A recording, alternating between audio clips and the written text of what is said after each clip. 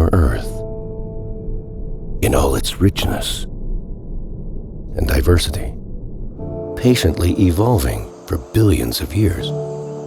We've only been here a tiny fraction of this time, and yet we've already changed its face. When we move on, what will we leave behind?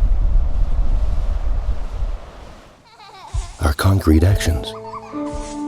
That's what we'll leave. Our inscription will be etched into history and will serve as a path for future generations. Each one of us holds a small piece of the world's destiny in our hands. Each one of us, in our own way, can play a positive role in protecting what truly matters to our planet. Today, our concern reaches as deep beneath the surface of our oceans as it does the surface of your skin. Both of these environments are fragile. Both need to be preserved and strengthened.